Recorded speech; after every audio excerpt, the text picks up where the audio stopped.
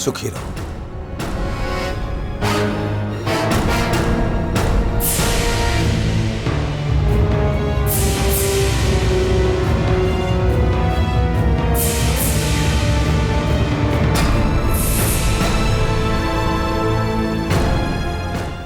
बाबू साहब, जिंदगी की आखिरी सांस तक कोई फैसला आखिरी नहीं होता है, फिर आप काकुल के इस फैसले को इतना अहमियत काहे दे रहे हैं?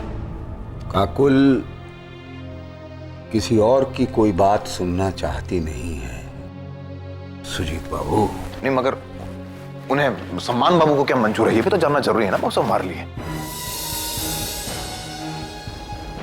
वो राजी हो जाए सबके लिए, मतलब हम तो सिर्फ ये सोच रहे हैं कि अगर उन्होंने इस फैसले पे अपनी मंजूरी का मोहर लगा दिया तो हम समझ जाएंगे कि वो भी हाथ धोना चाह रहे थे इस रिश्ते से।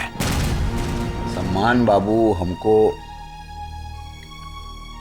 कानून समझा के गए हैं कि अगर हम काकुल को उससे मिलने नहीं देंगे तो वो कानून का सहारा लेंगे। एक तो फिल्मी बहुत हैं बाबू साहब आपके छोटे दामाद जी।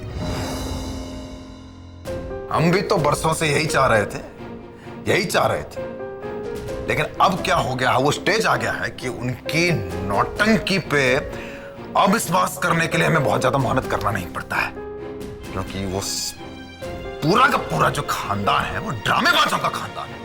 तो ऐसे ड्रामेबाजों की पैदाइश पे विश्वास होता नहीं है। नौटंकी चल रहा है अभी भी उनका।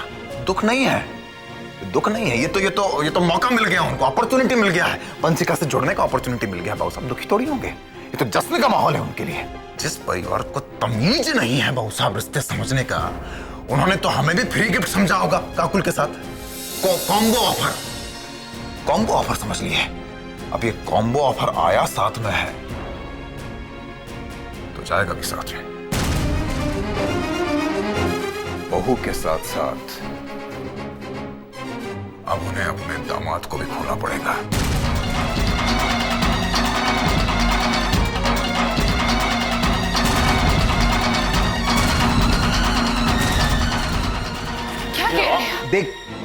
देखिए, आप होश हवास में रहकर बात कीजिए सुजीत बाबू। एक की गलती की सजा हम दूसरे को नहीं दे सकते हैं। क्या गलती है इसकी?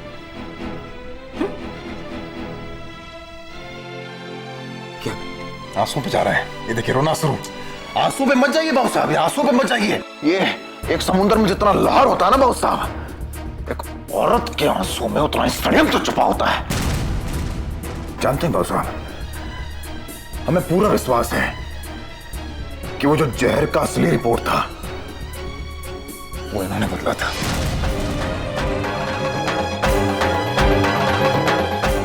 इन्होंने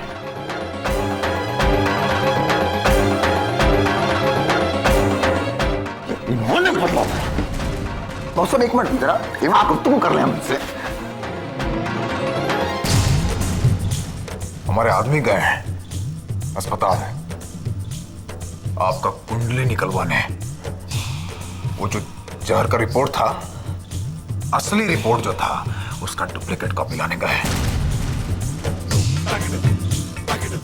वो रिपोर्ट जो आप लोगों के गुनाहों का सबूत है, वो रिपोर्ट जो आपके और हमारे रिश्ते के आगे विराम चिन्ह है, वो रिपोर्ट लेने गए। वो ले आने दीजिए, फिर उसके बाद ये जो फिक्र का, ये जो हमदर्दी का मोनो एक्टिंग है ना आपका, ये फिर करवाएंगे आपसे एक बार। काकुल के लिए मेरा कंसर्न छोटा नहीं है सुजीत जी। हमारे रिश्ते का आप चाहे जो करें, आपकी मर्जी, लेकिन ये मैं कभी नहीं चाहूंगी कि काकुल और सम्मान अलग हो जाए।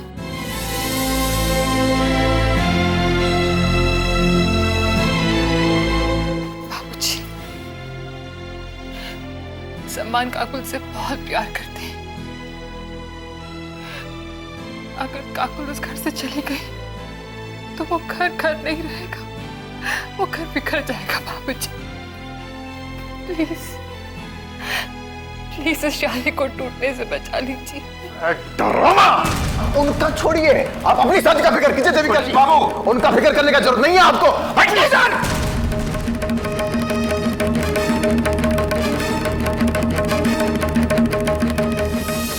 क्या समझाएंगे आप काकुल को? हैं? ये निर्णय काकुल ने खुद लिया है।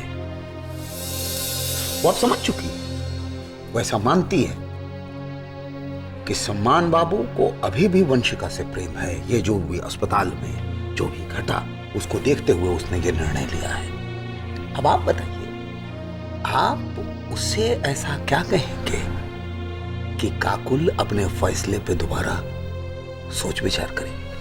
आप ही बताइए। बाबू साहब, काकुल फैसला लेने की हालत में नहीं है। सब डॉक्टर भी यही कह रहे हैं। आपको याद है, एक बार पहले भी उसने ऐसा करने का कोशिश किया था, सम्मान बाबू से अलग होने का कोशिश किया था, जब उसका बच्चा क्या हुआ था? क्या हुआ? सम्मान बाबू के एक्सीडेंट का खबर सुनते दौड़ी चली आई वो पटना से यहाँ पे। उसके परिवार वालों को तो मालूम भी नहीं था कि सम्मान बाबू वहां मुर्दा घर में पड़े हुए हैं, लेकिन इसकी प्रार्थनाओं की वजह से, इसके विश्वास की वजह से वो लौट आए बाबू। आज जब ये ठीक हो जाएगी और वापस सम्मान बाबू के पास जाना चाहेगी, तो क्या कीजिएगा? क्या कहेंगे उसे? ये कैसे कह पाएंगे आप उससे कि आपने उसके फैसले पे तलाक का मोहर लगाया है? ये कैसे कह पाएंगे? फिर जो पछतावा होगा, फिर जो दर्द होगा, वो कैसे बर्दाश्त होगा आपसे, उससे? बस यही चल रहा है। कैसे कर लें ऐसा कोई फैसला बाबू साहब जिससे वो जीते जी मर जाए?